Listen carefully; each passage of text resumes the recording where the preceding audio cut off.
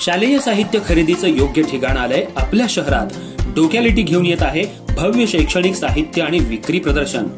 सर्व नामांकित कंपन्यांच्या वस्तूंवर मिळवा थेट 10 ते 60% सूट।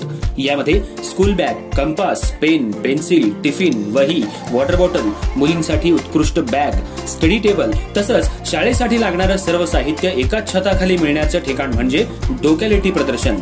कालावधी 20 मे ते 25 जून 2025। ठिकाण वेद भवन आणि सिंधी पंचायत इचलकरंजी आणि जयसिंगपूरसाठी दी मर्चंट असोसिएशन गल्ली नंबर 9। अधिक माहितीसाठी संपर्क 70 30 54 45 67। तर मग चुकू नका ही संधी। चला वेद भवन आणि सिंधी पंचायत इथं।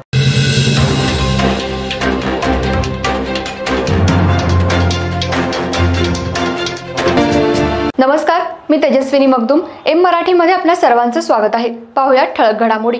इचलकरंजी शहरातल्या प्रतीक प्लाझा समोर असलेल्या इचलकरंजी कोल्हापूर रोडवरील मुख्य रस्त्यावर गटरीचा मोठा नाला घालण्यासाठी रस्ता उकरण्यात आला होता। यावेळी पाण्याची मुख्य लाईन फुटली होती। 3 वेळा ही पाईपलाईन दुरुस्ती केली, पण तरी सुद्धा यातून पाणी लिकेज मोठ्या प्रमाणात होतंय। शहरातला हा मुख्य रस्ता असल्यामुळे वाहतुकीला मोठा अडथळा निर्माण होऊ लागलाय आणि अपघातही होऊ लागले आहेत। इचलकरंजी शहरामध्ये असलेल्या हॉटेल आर्यन बियर बार समोर मोठ्या सारण गटारीची पाईपलाईन घालण्यासाठी मुख्य रस्ता खोदण्यात आला होता। यावेळी शहराला पाणी पाईपलाईन पुरवठा करणारी मुख्य पाईप खोदकाम करताना फुटली होती आणि पाणी लिकेज झालं होतं।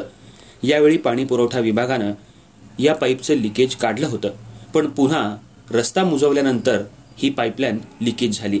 असं 2 वेळा लिकेज होऊन रिपेअर करून पुन्हा बुजवण्यात आलं होतं।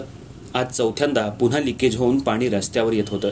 लिकेज काढण्याचं काम सुरू आहे, पण एखादं काम करत असताना महापालिकेच्या वरिष्ठ अधिकाऱ्यानं तिथं जाऊन पाहणी करून इंजिनियरचा सल्ला घेऊन काम केलं जातं, पण मक्तेदाराच्या जीवावर राम भरोसे हे काम केलं जाते।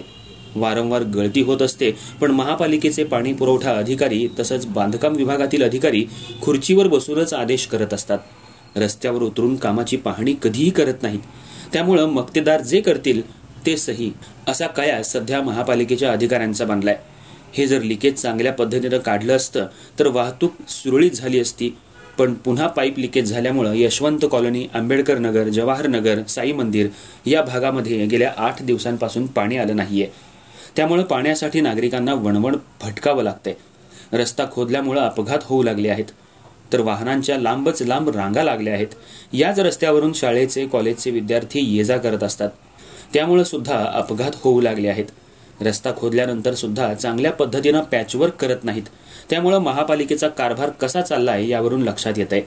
महापालिकेचे आयुक्त पल्लवी पाटील एकीकडे शहराला आणि अधिकाऱ्यांना शिस्त लावत असताना दुसरीकडे त्यांचेच अधिकारी वाटाण्याच्या अक्षता याला दाखवत आहेत। त्यामुळे चांगल्या पद्धतीचं काम कधी होणार, निकृष्ट दर्जाच्या कामांना आळा बसणार का, भ्रष्टाचार कधी थांबणार, या रस्त्याचं पॅचवर्क लिकेज चांगल्या पद्धतीनं काढून होणार की नाही, किंवा वारंवार असेच लिकेज होणार का, असा सवाल संतप्त नागरिकांनी केलाय।